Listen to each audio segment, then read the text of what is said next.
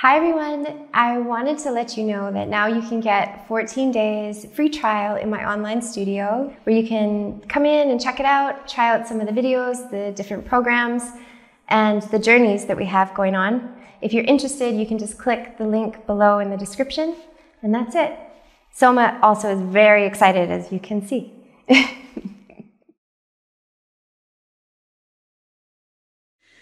So, you guys, I'm so excited right now. I'm having to ground myself a little bit because we're here with Meghan Currie, and she is this absolute wondrous mix of, well, everything wondrous. She's an incredibly skilled yoga teacher, and her own practice is a work of art, and she's a visual artist and a musician. And she has her own clothing line as well.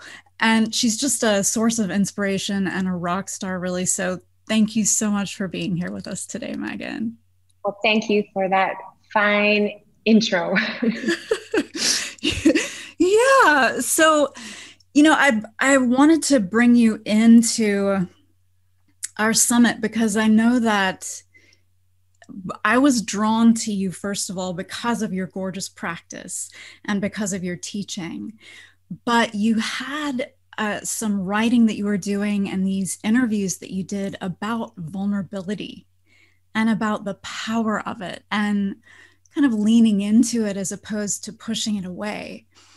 And especially when we're physically ill, that feeling of extreme vulnerability on top of all the symptoms and the emotional roller coaster, it can almost feel like shameful and like something we need to rail against or hide. So, can you tell us about the relationship that you've developed with vulnerability and how it can be kind of a superpower, even? Yeah, I think like anything that we're scared of is, in a sense, or can become a superpower when we traverse it and we realize we're okay and we're strong enough to traverse it. And I think when we're placed in a place of vulnerability, it definitely has that effect when we traverse it. The thing with vulnerability is I don't think, I mean, at least in my experience, I'm almost 40, but maybe when I'm 60, I'll think differently. But for me, I'm always uncovering new places where I'm vulnerable and where I'm uncomfortable and where I don't want to show people. Just recently, actually, last month, I had another huge thing surface in me, and I just went through that process of trying to hide, of feeling ashamed, and that was perpetuating a pattern, actually, and it was perpetuating a cycle. And with that cycle, there was the perpetuation also of like unhealthy habits or habits that don't really, serve me or whatever. And the thing is that when I'm in that place, and I think this is a common human experience, when I'm in it, I can't see clearly, what it's doing. And so if I develop a pattern or a habit that's not really serving me, like I kind of fall out of my lifestyle or whatever, and I don't feel optimal, I tend to beat myself up and be ashamed and all of this stuff. But ultimately, like when I'm a little bit out of it, or if I reflect and go really deep into it when I'm in it, I always get the same answer. And that answer is that every single puzzle piece that shows up when we're in a place of vulnerability is necessary for us to realize something. And when we're in a place of vulnerability, it's like a jigsaw puzzle that's like, say, like 5,000 pieces, and it's all like dumped all over the table, and some pieces are upside down and some are right side up, and there's like one section of the puzzle, it's like all blue. It's like really hard to put together because there's no contrast, and it's just this like chaos and confusion. But then slowly, and I find the more I can allow myself to like lean into it, relax into it, to accept it, whatever it is, like to also expose it to myself, to be honest about it with other people, not necessarily like the whole entire world, but like the people who love me and who I love, like my family, my closest friends, then slowly the puzzle pieces start to come together. But I can never approach vulnerability trying to put the puzzle together, because if I try to put it together, I get more lost in the pieces because I'm activating too much of my logical brain. And vulnerability is not a logical process. It's part logical. There's things involved when we're feeling vulnerable. There's things involved that are logical, but we can't necessarily think our way through it. It's a much deeper process, and it's involving our body, our somatic experience, and the intelligence of our body, our subconscious mind, and how our subconscious communicates through us and into our logic and into our body. And it's just such a multi-layered process. And that is why it's a superpower, because it's like a superpower would insinuate that it's not, it's something like supernatural. And to me, really being human is like that, especially when we're challenged and we move into a vulnerable place where we realize like a whole new dimension to ourselves. Like, to me, that's like supernatural. It's trippy. And I've been through many periods of feeling or realizing or being exposed to my own vulnerability. And each time I go through it, yeah, it does get easier, but I don't always notice that it's easier, because I think that the challenges almost get harder because I'm more equipped somehow to deal with them. I think that I would have crumbled in my 20s if I was facing some of the things that I'm facing, these days. So I see it all a necessary part. All of the pieces that arrive, I see them as absolutely necessary, because they're building like another rung in the ladder, and yeah, definitely a superpower. Wow. You just said so many things that, especially the part about we can't do it intellectually. I think you said it a little differently, but you can't try to put the pieces together intellectually, really. That comes from an internal place, from an instinctual place, from a connected place where you allow it more. And I mean, you just described the healing process there too, because with this illness, there's so little known about it, seemingly, with long COVID and ME/CFS and these weird chronic syndromes. And so what I actually teach in the course that I teach is that you get to a place where you have to stop trying to figure it out. Mm-hmm. And you just have to go with it. Yeah, that's amazing that you're teaching that, because what's happening when we try to think ourselves through or out of something that we don't understand is we're constantly projecting something we think about it onto it, and keeping it kind of framed in this mentality or this projection or this belief. But that's limited, because if we actually don't understand it, then we're always limiting ourselves to this, like, this idea of it. And those ideas, as you know, they come from, way back when we were even far more limited. And, we've collecting all of these beliefs about ourselves, and then we project them on sensations or feeling tired or feeling depressed or whatever it is. We associate that with something that's already inside of us. And so you're exactly right. By like practicing or working to, or developing the skills of being able to see ourselves and what we're going through from a more neutral stance.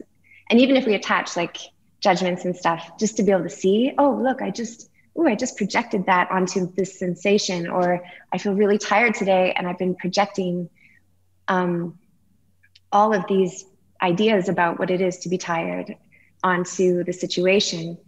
And one of the most profound but simple things like I ever learned was going through periods of extreme anxiety, extreme fatigue, and lots of other things. But doing that practice, this practice of like, okay, here it is.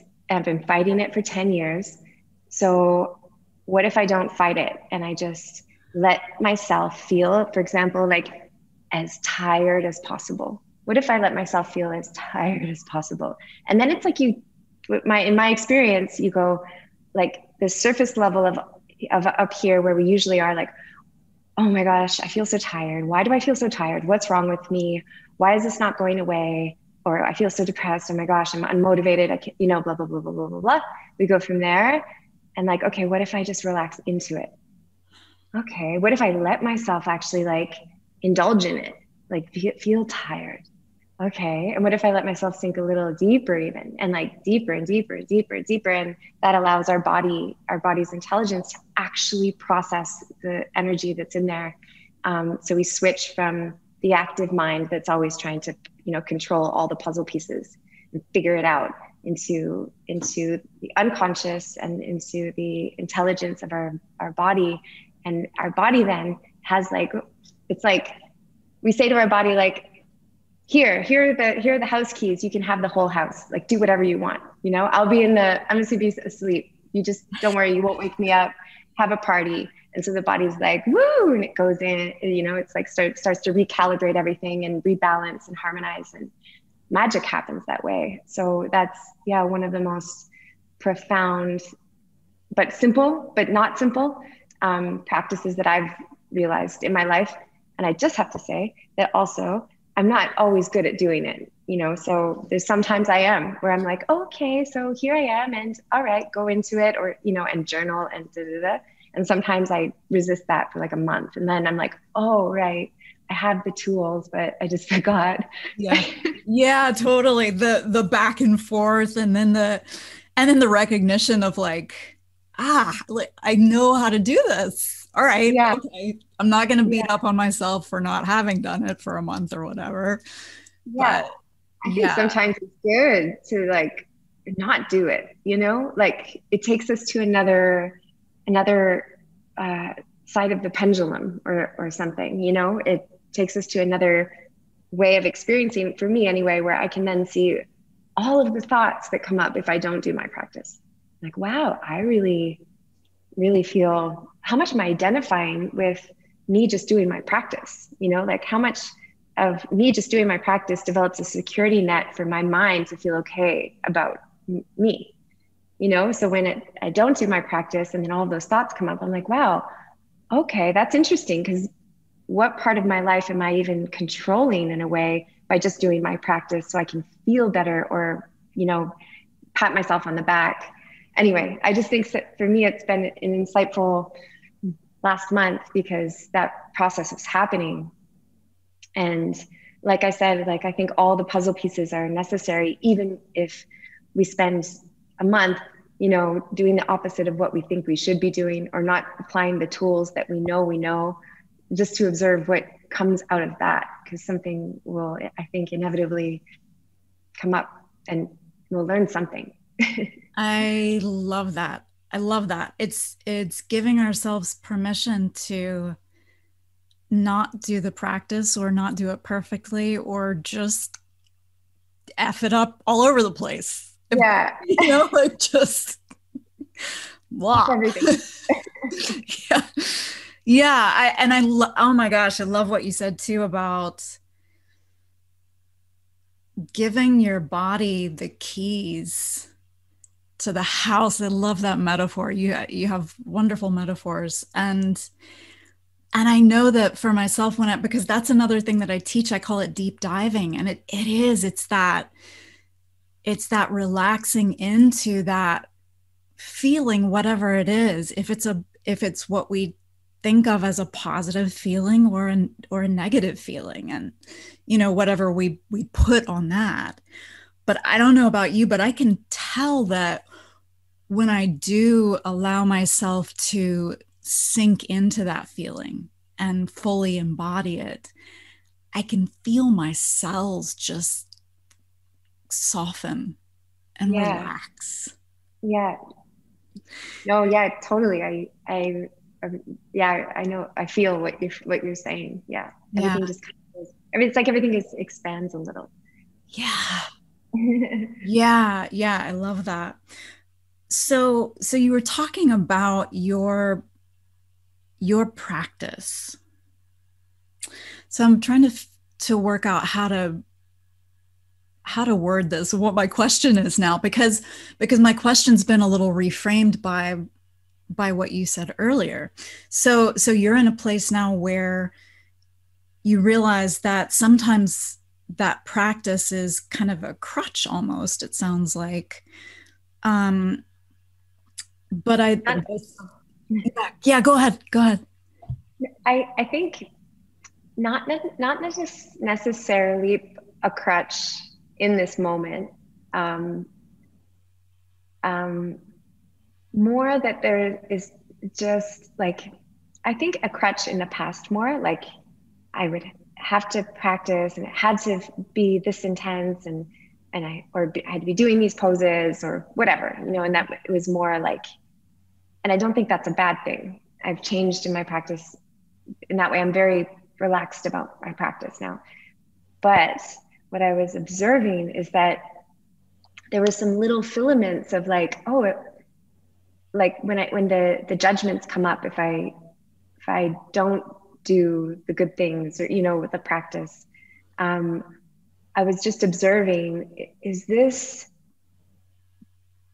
maybe a crutch or like, do I lean too heavily on, it's hard to explain. It was like little tiny threads in my mind, like the tiniest little like weeds or something of do I, yeah, how much of my like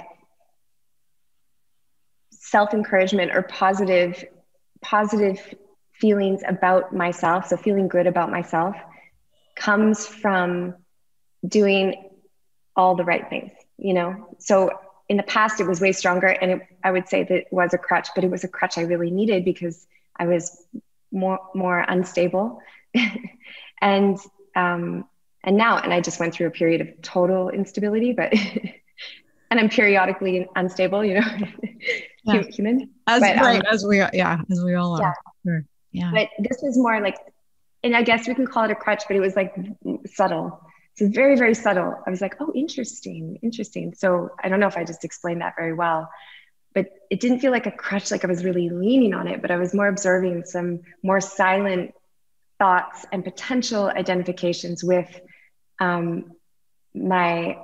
with actions based around what I deem as a healthy lifestyle. So, because in the past I would really control my lifestyle because I needed to feel good, you know, to feel stable. And I think that's really good. But I think right now I'm in a place where I'm like, oh, interesting. So do I need to, you know, control, you know, have those, is that a control thing?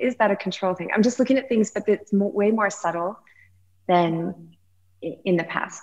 So maybe that's why I thought when you said crutch, I was like, maybe not a crutch, but maybe a crutch. Yeah, no, I don't think crutch is the right term. But I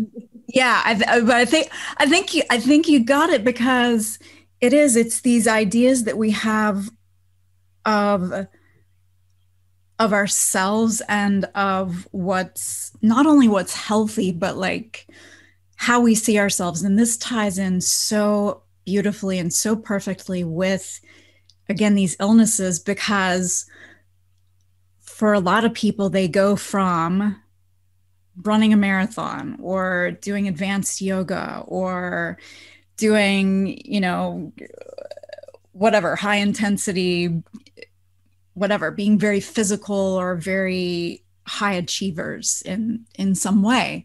And then almost overnight, your body on just about every level just goes, just like, Yeah. And you're inhabiting a whole new body and you can't do those things anymore. Yeah. And if you even try to, it ends up making things a lot worse. Right. So all these things that you didn't even realize that you were using to define yourself, your self-worth, or your stability, that gave you that stability. I mean, I know that for me, that daily practice and being very active, that was definitely how I kept myself stable and sometimes sane and things like that. So yeah, when you get to this place of you can't do those practices anymore, like not only how do you stay stable, but who are you now? Who are you? Yeah. I had coronavirus, but it was back in the beginning. Oh, and wow. but it lasted for a month. My symptoms weren't that intense or anything, but for a month I couldn't move, literally couldn't move. And yeah, it was a bit of actually at that time, I just allowed it. I let it run through me. I even enjoyed it in a way, because I was like, okay, I'll just sit. And walking like 4 steps was tiring. Yep. I was like, okay, I'll just sit. And luckily I was still able to be creative and like write and, do some have a creative outlet. But we absolutely, inevitably, I think through the course of our life, I think one promise from the universe is that we will be dismantled in some way. We're going to shed some things and have to shed more things, and then finally leave everything behind. And so in some ways, like when these points in our life come up where we're shedding like a big layer, or we can't do something that we really, was a huge outlet for us, and we have to discover a new self. It's like so hard and so uncomfortable and scary. It can be super scary. You feel like I don't even feel like my feet are on the ground, or I don't even know who I am anymore. Or and for me, it's like an initiation.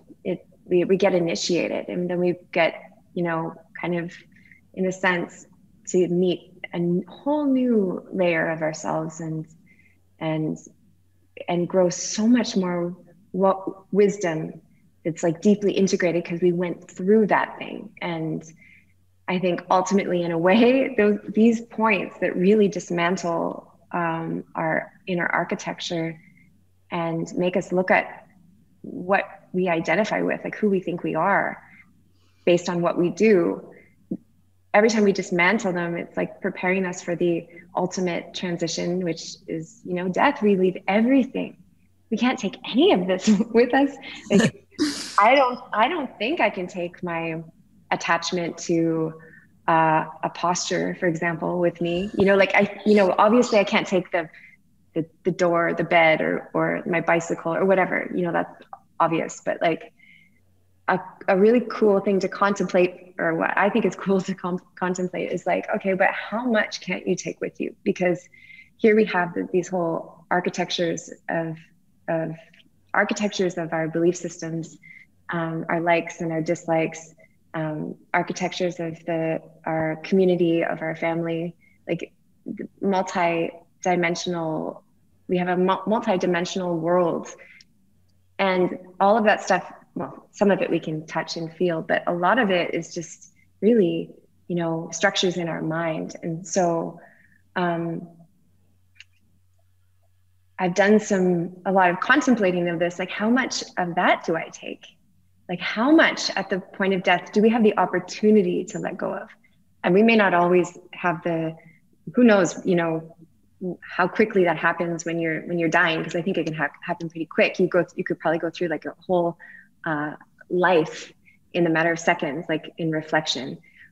But how cool of an opportunity during our life to be faced with these challenges and start to reflect on the nature of life, which also includes death and letting go and decay and you know, the darker side, but that's ultimately a transformation.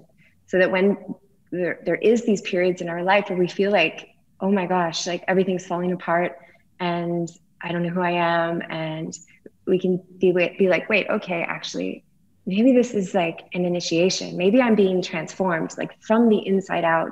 And it doesn't necessarily, that's not a comforting thought necessarily, but that thought can lead to courage. Like, okay, wow, like, cool, let's go for this ride. Let's see what happens. I love it because it's embracing the challenge, and it's approaching it because it's so easy to feel like a victim. And I think that that's okay too. But at the same time, being able to have those moments of, oh, I'm going to rise to the occasion here and embrace this, and yeah, and allow it to be an initiation. And I love that word that, that brought tears to my eyes. Because we experience these little deaths kind of throughout our life. Yeah. Yeah. Orgasm means little death in French, doesn't it? Yeah, I think, yeah. Could be more. Isn't that it? Orgasm? Okay. I don't know. I don't know if it's in I know it does in some language. I can't remember if it's in French or not, but. Sorry, it just took you. We just went down a different, we just turned left. But I love that, bringing that in, because it can be a pleasurable thing to have these little deaths. I mean, I look back at, because I was severely ill with ME/CFS for eight years, like housebound, bedbound, when I was in my 20s. And I look back at that as this huge, beautiful transition in my life. No, it sucked. And it was hard, and if somebody, if universe came to me and was like, hey, you want to do that again? I would definitely say, no, thanks. But at the same time, it put me on a path to this beautiful, unconditional life that I have now. And I would not give that up at all. Yeah. And yeah, I don't know, but you probably also developed so much experience, like being able to understand, because you went through that and you probably went through so many inner, probably had such a huge inner process. I can't even imagine 8 years, bedbound for the whole 8 years, and housebound? Housebound, yeah. Bedbound for a lot of the time, but not all the time. Yeah. Yeah. Yeah. Wow. Yeah. But the thing that I find interesting too is that we're talking to those of you out there who are experiencing things like this, but at the same time, we all experience things like this, right? We have these, which is kind of this is going way out there, but it's kind of part of the reason that we're here, right? To experience these contrasts, so that we do get to dive deeper into the juiciness and the goodness that is there. At least that's my belief. But especially when we're faced with these bigger things, like what you experienced over, the last month, and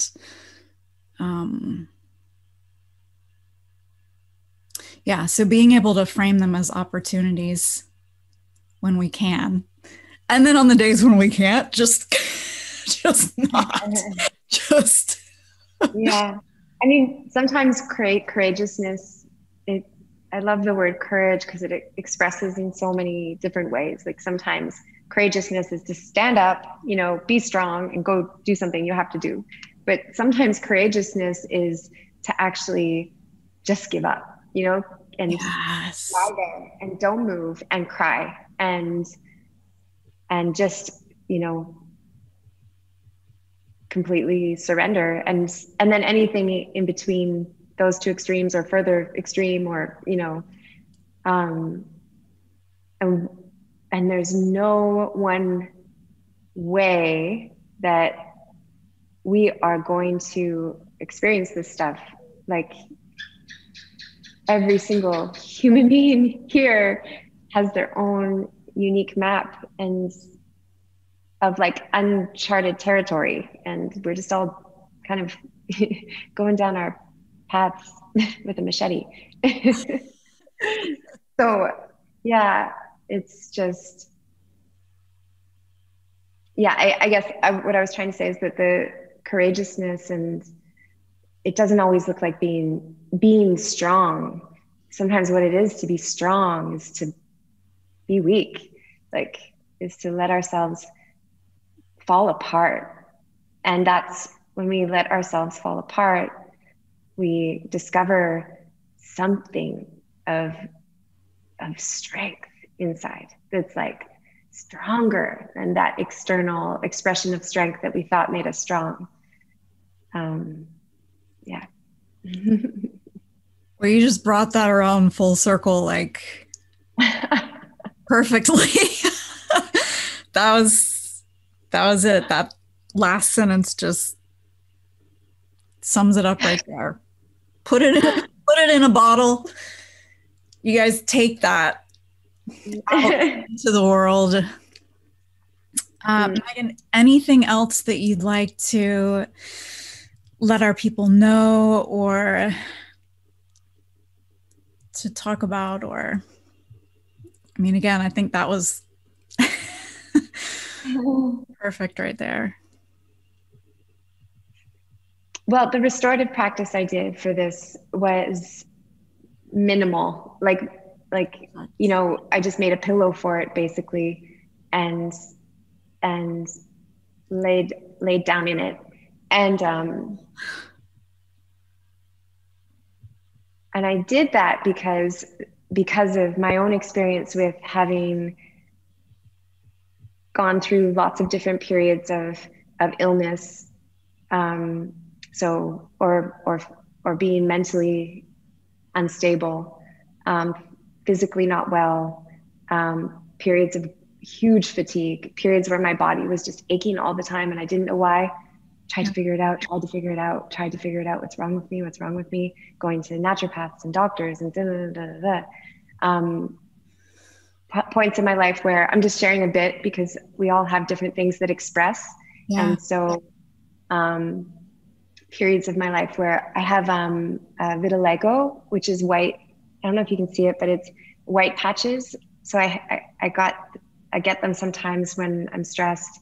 I had other periods of time with hair falling out, you know, like periods of time with tingly hands and feet, periods of time where all my joints hurt all the time, periods of mass confusion that I couldn't get out of, depression, you know, lots and lots of things. And I really, really have such a profound respect for our body's ability to equalize when we let it digest and process information. But we have to really, it's not just letting it, like when you're watching TV or something, because there's still something going into your mind, there's stimulation, but it's turning your mind to the inner stimulation that you feel and just sitting with it, kind of like you're sitting with somebody on a park bench in silence, or maybe they, you know, and there's birds and things around, and you're just taking it in and not really trying to control anything or anyone or even yourself. And this practice I used to have to do, like just lie down flat. So doing it flat is amazing. Also pillows are amazing, but I really think like you need a hard surface underneath you. like not a squishy bed or a couch, like have a cushion or something. But even for 5 minutes a day, setting a timer and going in and going in and going in and getting softer and softer, and tuning your awareness to be able to experience gravity in the most profound way that you can. So that's like a practice. Like when you first start to feel gravity, you might not be accustomed to really feeling what gravity feels like. So, but the next time you do it, you discover a new dimension of gravity. And then the next time, and what you can start to feel is like, literally, it feels sometimes like on a cellular level, or on the tissues of the body, the fascia, where certain areas of your body are like a net, like one thread is pulled tighter and it's wrapping around this organ or around this area of your body, and utilizing your awareness with gravity to let your body release. Because the more space we let come into our body, and literally, I think it's a concoction of gravity, and softening, melting, going in with awareness to just feel and allow everything to be there. To be like, hey, who are you? Nice to meet you. Like, oh, you're scary, but still nice to meet you. And letting yourself be scared, letting those feelings, like, and imagine all of the feelings are like bubbles. So sometimes there's a really bubbly area and it's like, it's super scary, but they're just bubbles. So you let them churn and bubble, and then they move. And then some of them like bubble to the surface and pop, and you're releasing information out of the body, but the body will do that on its own. And sometimes we just have to step aside, be like watching everything and trying to feel things as deeply as possible. Just like when, something tastes really good, or you're asked, somebody's like, put this in your mouth and tell me all the flavors that are in there. So you close your eyes and you really focus. You're like, okay, or like a piece of chocolate that you don't ever want to end, and you're sucking it like as slowly as you can. To do that with our internal environment, like literally, like let our sensational experience dissolve on our tongue so slowly, because what's happening is that we're digesting information in our body, literally, and digesting, processing, assimilating, and discarding. But the body does that. It's a very simple exercise, but for like, say, 5 minutes a day, I think it's one of the most profound things I've done in my practice. Just lie down. Don't move.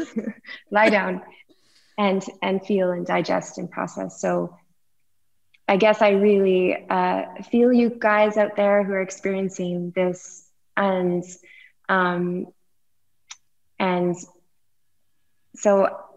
I think that we're so lucky to have you, guiding and doing this beautiful summit, that's dedicated to this.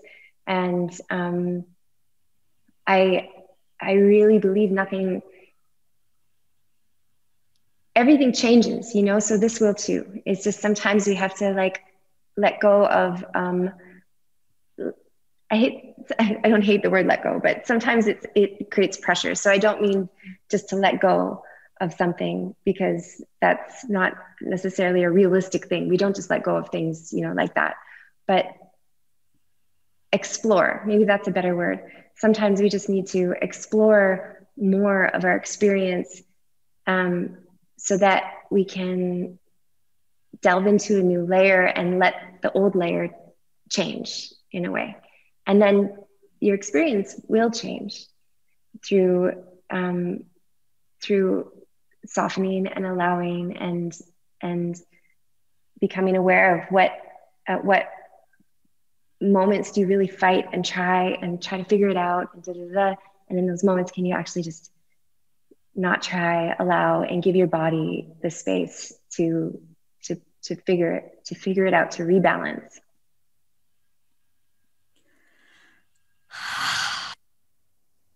That was a really long last thing to say. I had a coffee before this, so I think I'm a little bit I'm sweating, and it's 5 p.m. Yeah, I don't usually have coffee this late, but I was like, ooh, I'm going to be naughty. I want a coffee. Yeah. Makes me I really hyper. actually had chocolate, which I should stay away from, so it has the same effect on me. So yeah, my pits and everything are sweating. So Meghan, so you guys, this is deep stuff. And you said it earlier, Meghan, it's so simple, but at the same time it is incredibly profound. And a lot of what we're talking about is pretty advanced, but at the same time, it is a practice. So I'm so excited to do the practice that you created for us. And you can find that in the summit as well. And again, just thank you so much for sharing yourself with us. Thank you for having me in your summit, and it's so nice to meet you, and thank you for all that you're doing.